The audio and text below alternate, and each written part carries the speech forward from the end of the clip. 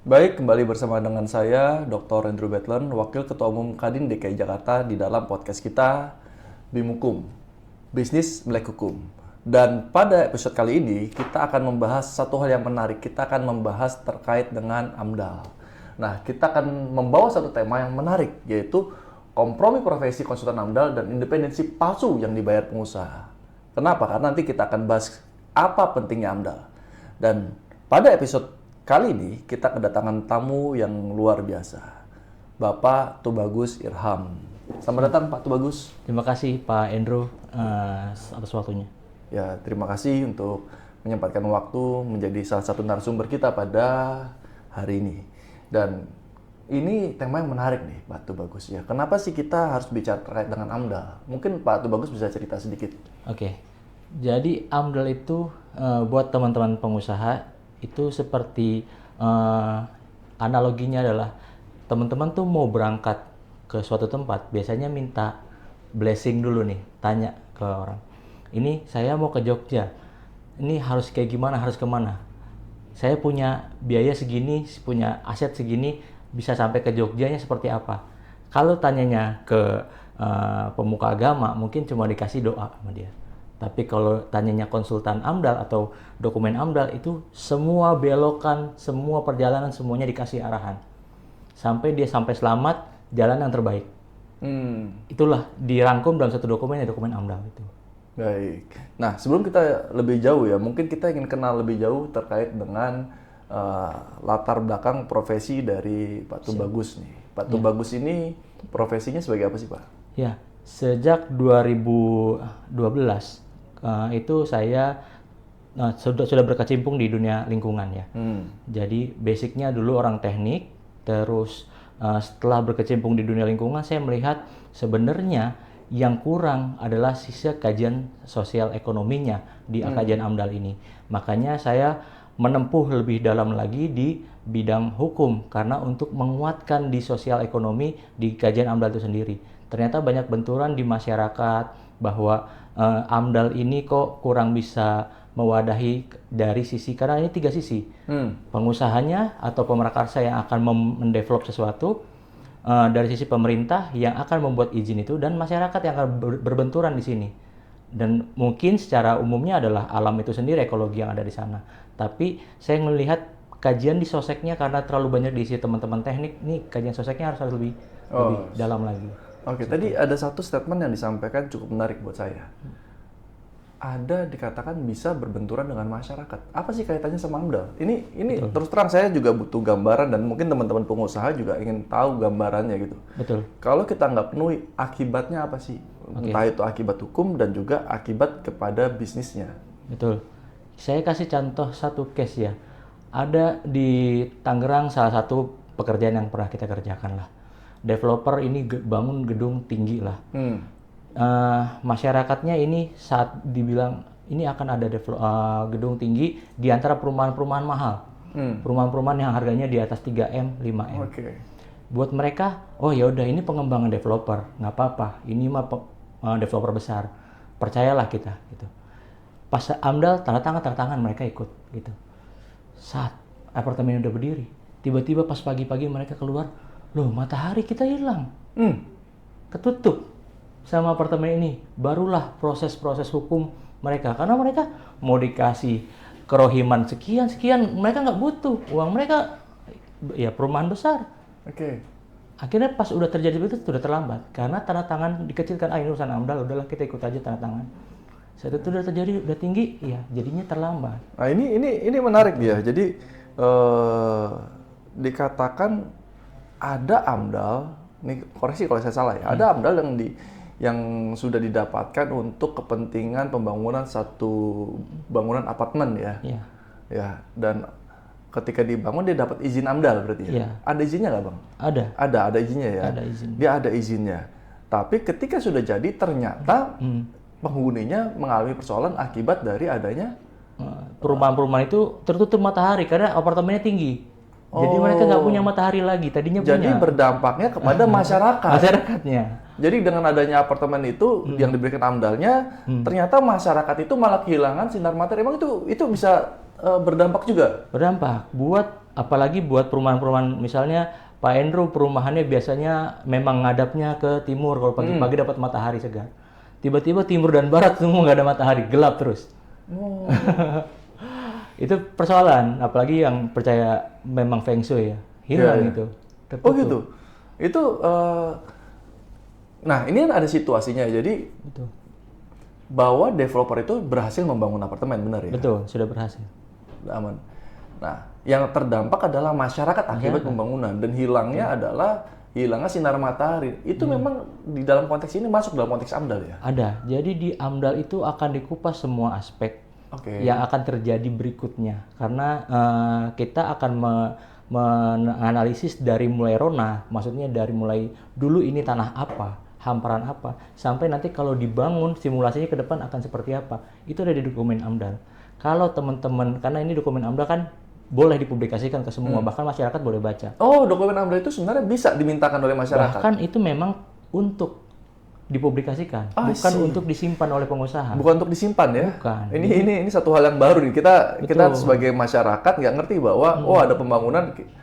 Ternyata kita punya hak untuk meminta AMDAL ya. Boleh meminta, dan itu ada dua, yang pemerakarsa atau pengusahanya punya, pemerintah punya, dan masyarakat itu harus dapat salinan sebenarnya. Nah, kalau misalnya pengusaha tersebut gitu ya menolak untuk memberikan AMDAL.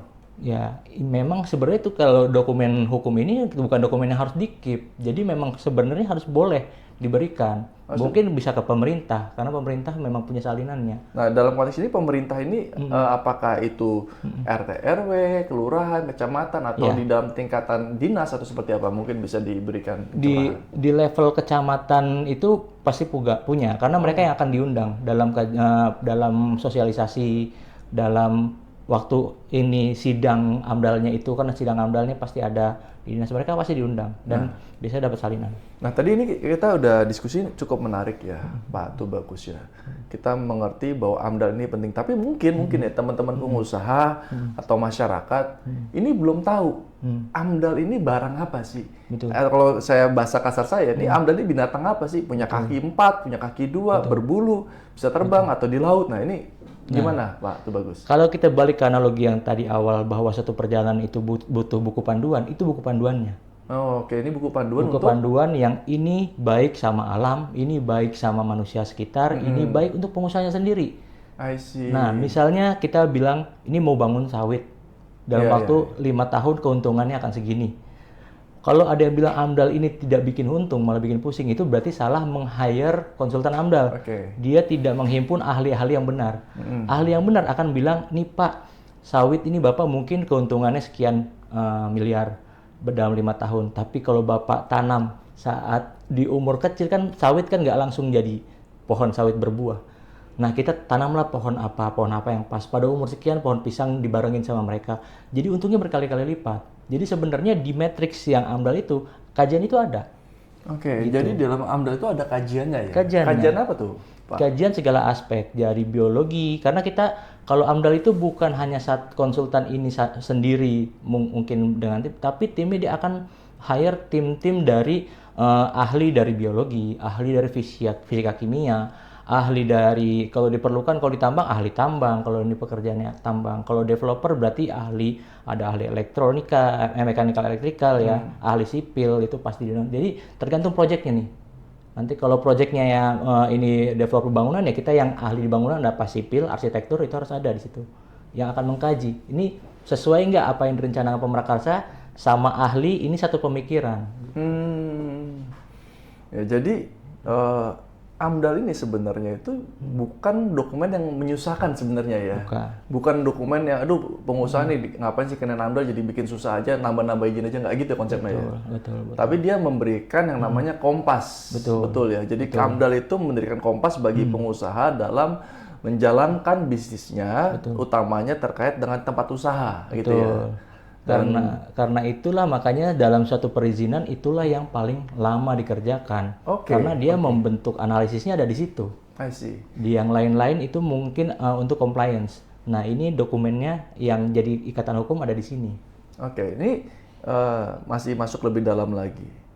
Jadi Pak Tuh Bagus, kira-kira bisnis apa sih yang sebenarnya butuh AMDAL? Nah ini mungkin teman-teman pengusaha juga pengen tahu nih. Betul. Gitu, karena ada yang merasa bahwa bisnis restoran kecil nggak butuh AMDAL, atau mungkin kayak contoh, saya punya pabrik tempe nggak butuh AMDAL Pak, atau pabrik tahu gitu. Betul. Karena scale saya cuma sekitar katakan omset 1 tahun di bawah 4,8 M, jadi merasa nggak butuh, karena saya bukan developer dan sebagainya. Nah ini mungkin kita dikasih pencerahan nih. Oke.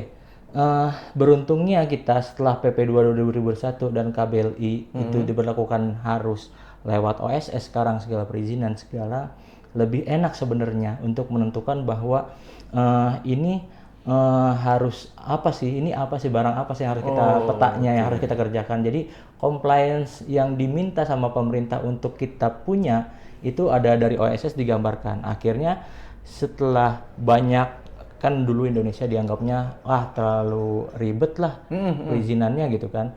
Setelah ada ini petanya jelas, di dalam peta itu banyak yang di bypass, yang dulunya harus ini itu kebanyakan dinas yang harus dilalui. Sekarang tinggal ada beberapa saja.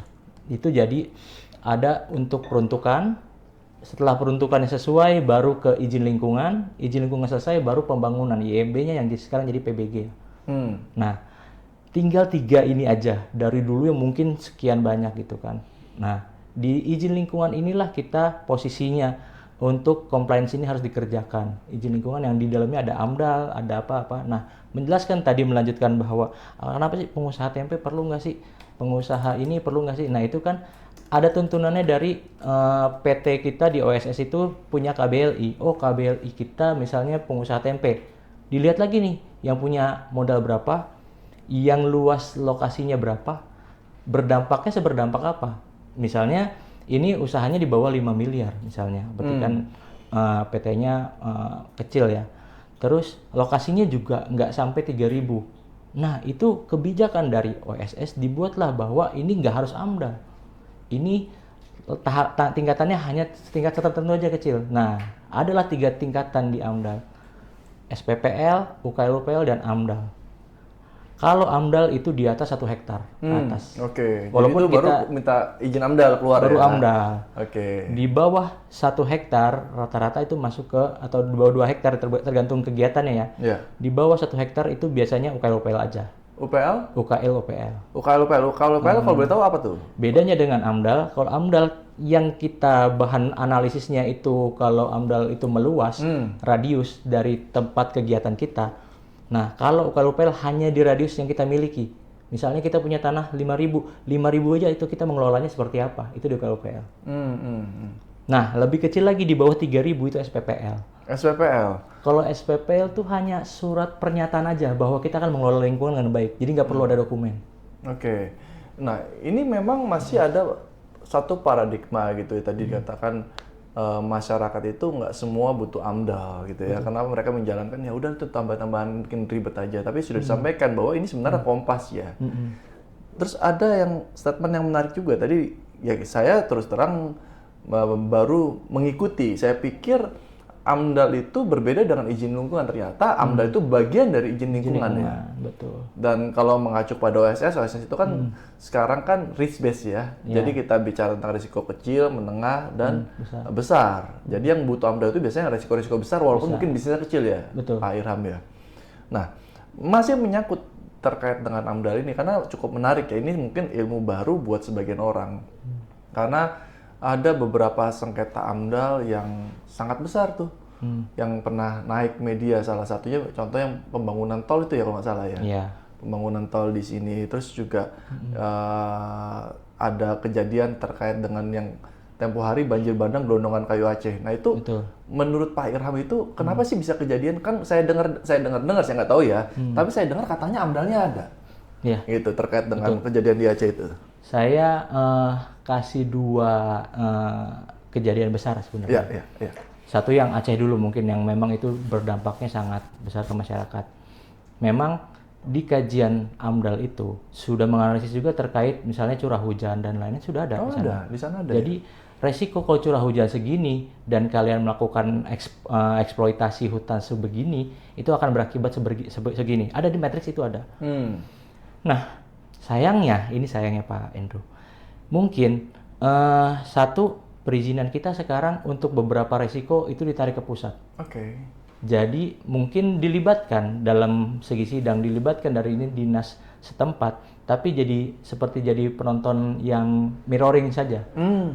Stempelnya tetap dari KLH, misalnya dari pusat. Jadi kadang-kadang nggak nyambung nih sama daerah. Oke.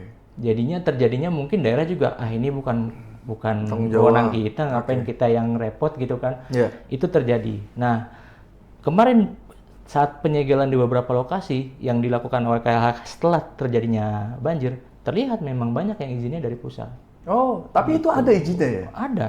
Dan keberadaan izin ini, kejadian bencana ini akibat dia melanggar izin atau izin hanya keluarnya stempel aja? Betul.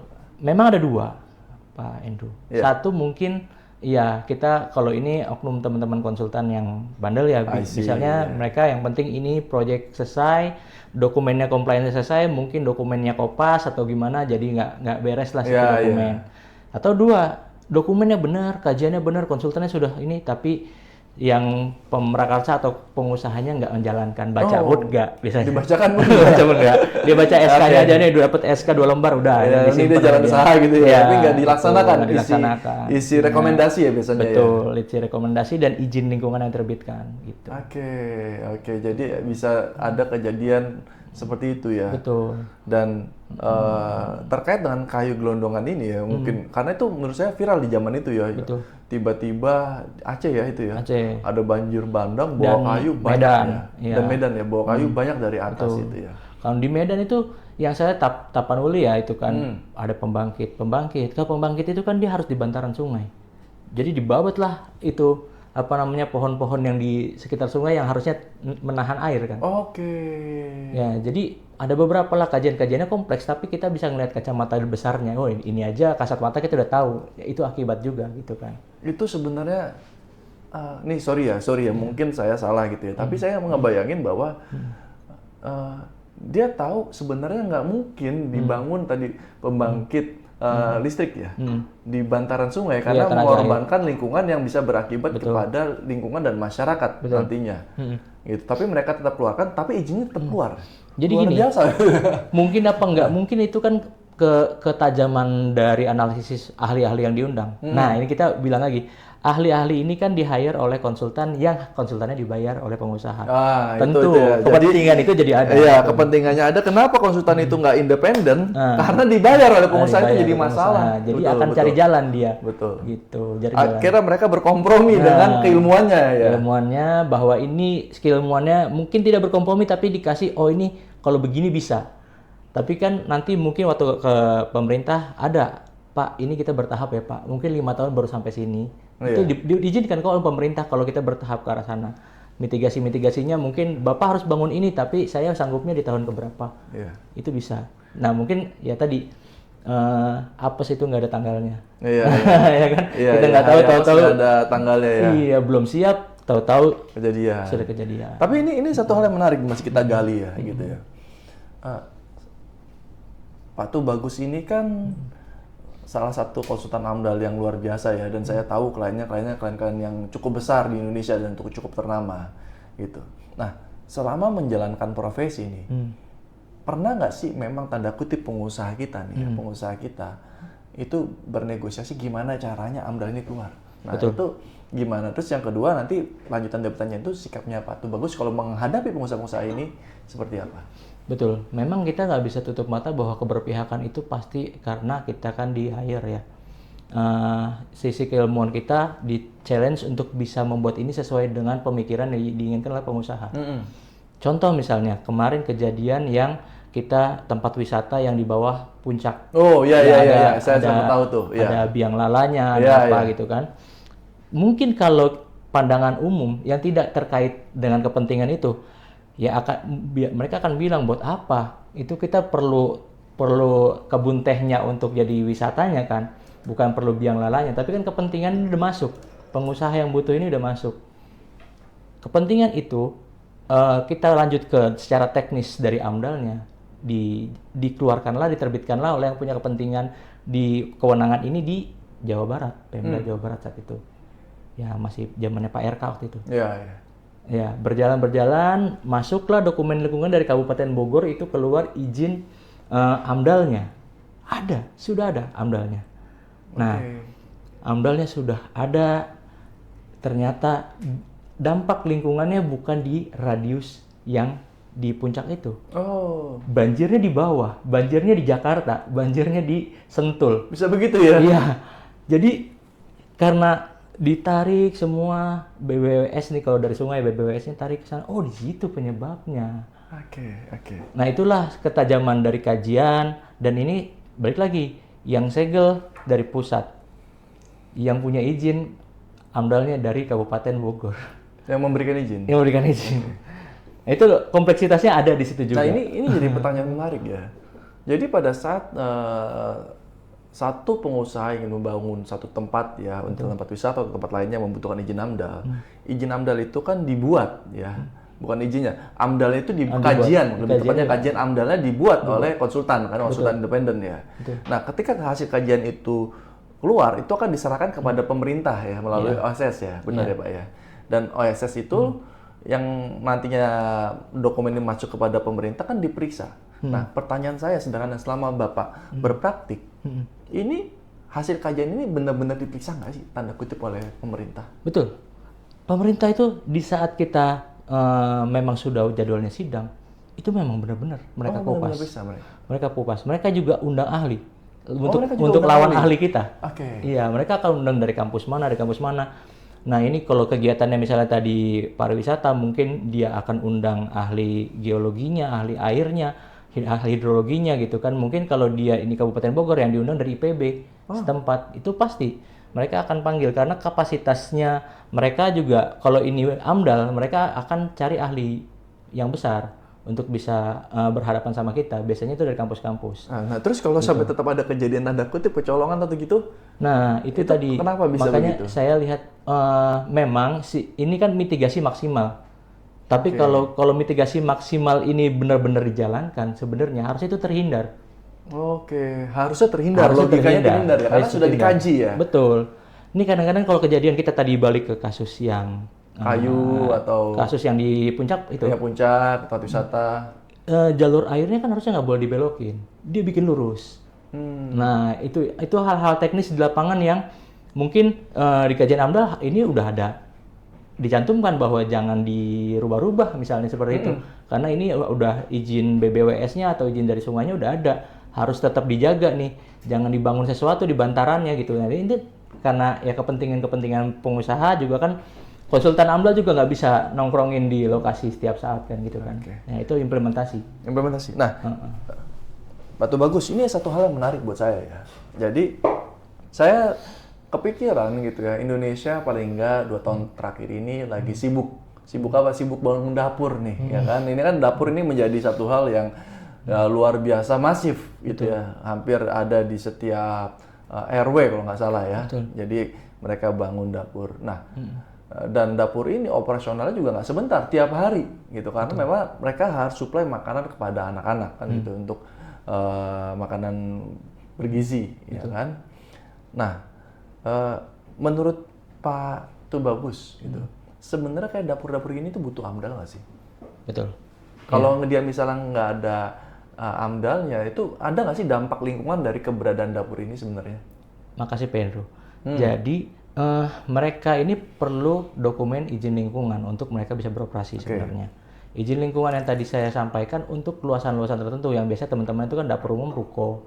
Luasan-luasannya nggak mungkin Ya hanya sekitar 500 meter. Ya, nggak mungkin lebih dari 3.000 lah ya. Iya. Mereka itu masuknya ke SPPL biasanya. SPPL itu panjangannya Jadi pengelolaan lingkungan cukup. cukup pengelolaan lingkungan. Pernyataan saja dah. Surat pernyataan pengelolaan lingkungan ya. Nah, di dalamnya itu ada poin-poin. Termasuk salah satunya adalah mengelola waste yang bentuknya limbah. Iya. Ada limbah sampahnya. Dia limbah sampahnya sekarang harus kayak gimana. Nah, Indonesia tuh udah mau masuk tuh, kalau limbah sampah tuh kita harus bisa mandiri mengelola sampah. Nah, ada yang gimana caranya limbah sampah ini berkurang biar nanti atau sudah terpisah gitu kan. Nah, itu sampah padat. Nanti sampah cair dia harus ada penampung untuk memfilter. Jadinya saat udah diproses sama, kalau SPPG tadi kan memasak apa limbah masakannya, itu nggak langsung masuk ke drainase atau ke got setempat jadi limbah kan gitu kan kita lihat di pasar-pasar itu ya yang main buang sembarangan itu kan jelek banget jadi banjir nantinya kan. Nah itu harus ada IPAL-nya bahasanya kalau ini. Nah IPAL-nya itulah yang sesuai kapasitas akan dihitung tuh. Oh kapasitas ini mah 5 meter kubik per hari. Nah nanti cukuplah buat yang kalau teman-teman punya di rumah ada toren. Nah sebesar toren itu aja ditanam di bawah. Nanti ada filter-filternya tuh di situ. Nah, yang bisa memitigasi biar si waste ini pas keluar udah aman lah buat itu. Itu udah sudah cukup kok secara aturan kita sebenarnya udah ada gitu. Ya tinggal dijalankan apa enggak sih. Oke, ini menarik Pak Tubagus. Tapi ini sebenarnya saya ada pertanyaan, tapi sebelum itu saya penasaran nih Pak Tubagus. Ya. Namanya Pak Tubagus Iram itu ada SH-nya, ada ST-nya. Betul. Jadi ini orang hukum atau orang teknik? Terima kasih Pak Andrew. Jadi ini karena tadi saya mendalami AMDAL ini saya melihat memang banyak benturan karena dengan pemerintah itu kan compliance ya. Jadi kan bagaimana kita mematuhi apa yang sudah kita buat. Itulah yang kita harus kuatkan. Akhirnya kita menyelamilah di bidang hukum itu sendiri. Nah, di bidang hukum yang sudah kita selami ini, terus kita lihat ternyata memitigasi sesuatu sudah ada di bidang hukum.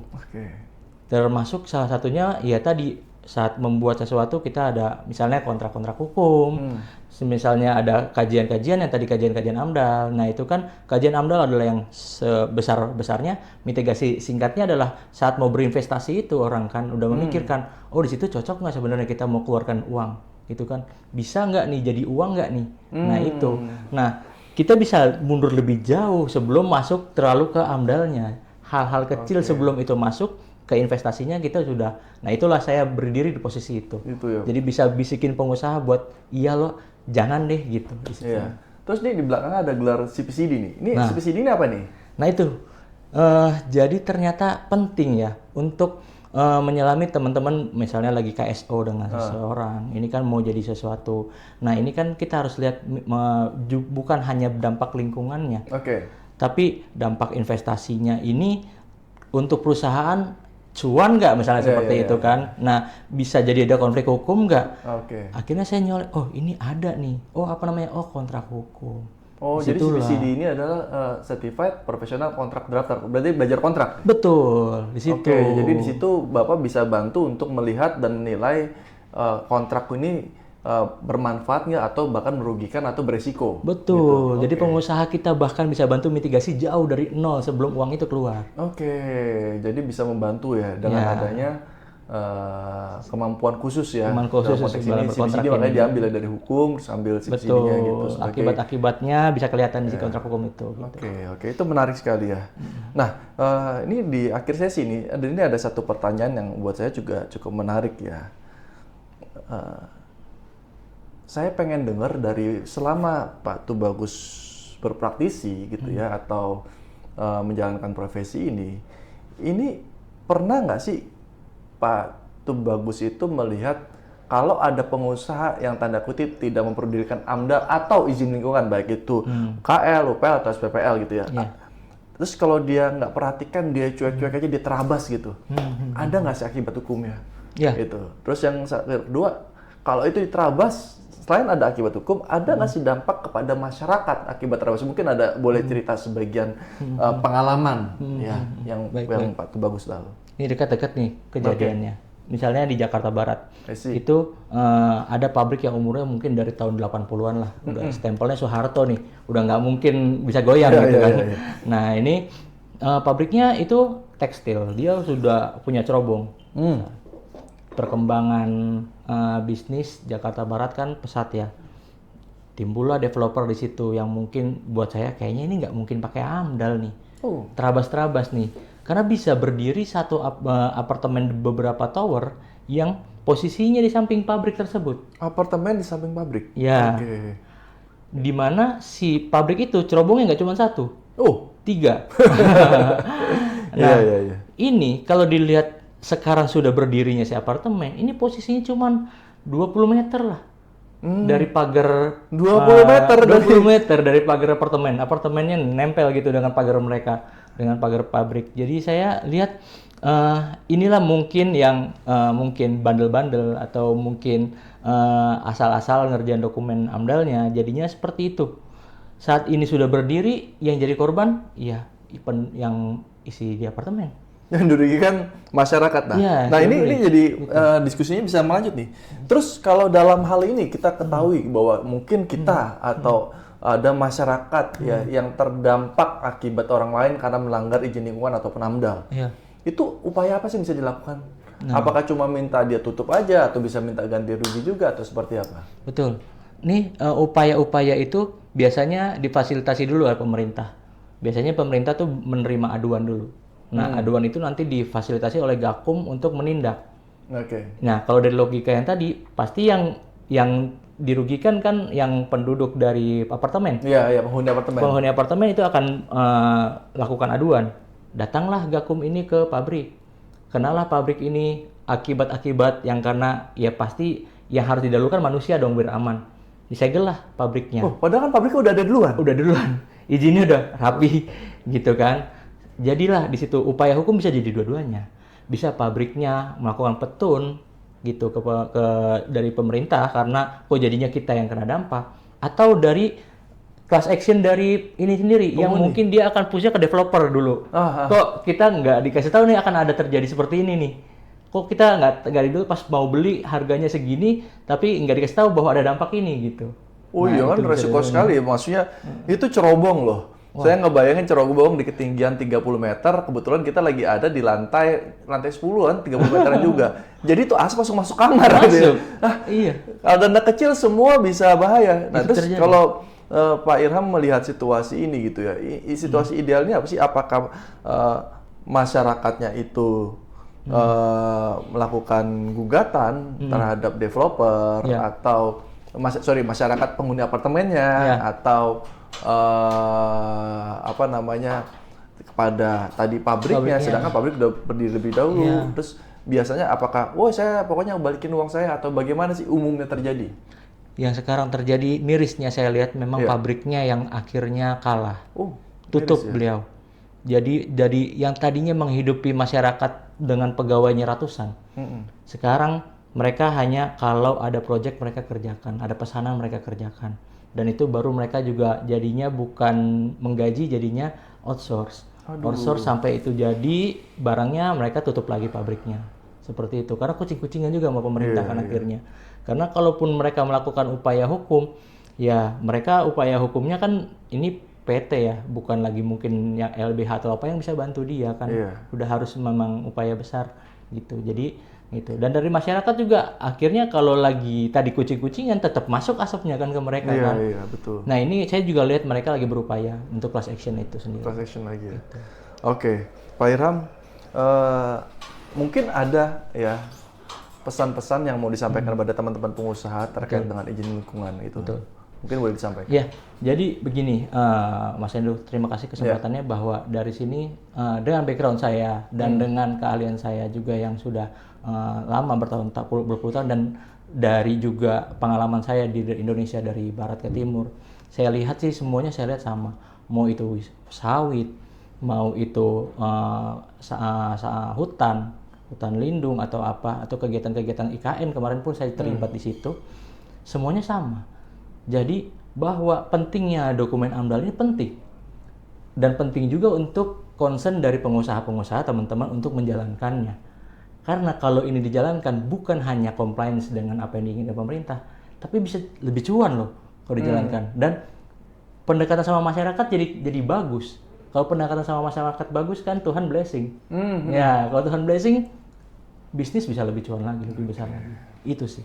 Ya, terima kasih kita udah berdiskusi banyak ya. Saya pikir ini podcast yang sangat bermanfaat buat masyarakat dan juga terutama untuk para pengusaha bahwa di dalam setiap bisnis kita tetap butuh namanya izin lingkungan gitu ya. Tinggal skopnya saja. Apalagi di dalam izin lingkungan itu adanya AMDAL, artinya skop yang wajib untuk diurus dengan baik. Kenapa? Karena tadi sudah disampaikan oleh Pak Tubagus bahwa kalau AMDAL-nya asal-asalan atau dilangkai pasti jadi yang namanya bencana. Jangan di framing jadi bencana nasional. Ini penting nih gitu kan. Karena kan kemarin kita tahu ada kejadian itu dibilang bencana nasional, nggak bisa dihindari, enggak.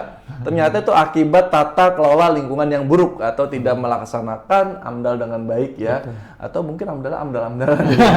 Dan untuk teman-teman konsultan AMDAL, tolong perhatikan karena bicara tentang kepentingan nasional itu bicara tentang keberlanjutan. Ya, jadi kita nggak bisa melihat bahwa oh yang penting cuan, yang penting dibayar. Enggak, kita harus ada sisi idealismenya. Kenapa? Karena yang saudara lakukan pasti berdampak kepada masyarakat. Betul. Kalau nanti berdampak ke masyarakat, ya tentunya kalau sampai terjadi sesuatu bisa bertaruh terkait dengan kerugian nyawa. Karena kemarin nyawa itu ya, terkait dengan banjir bandang dan sebagainya. Ini juga saya melihat bahwa tadi ada kawasan apartemen dibangun sebelah pabrik, ya kan? Yang nggak tahu gimana caranya AMDAL-nya ada, itu kan nyawa. Kalau dia punya bayi bisa kena ISPA itu. ISPA. Gitu. Luar Tapi biasa. saya lihat ini podcast yang cukup menarik dan saya ucapkan terima kasih Pak Terima kasih, Bagus Pak. untuk bisa hadir di dalam BIM Hukum, Bisnis Melek Hukum episode kedua dan semoga kita tetap bisa bermanfaat. Semoga sukses terus. Sukses terus.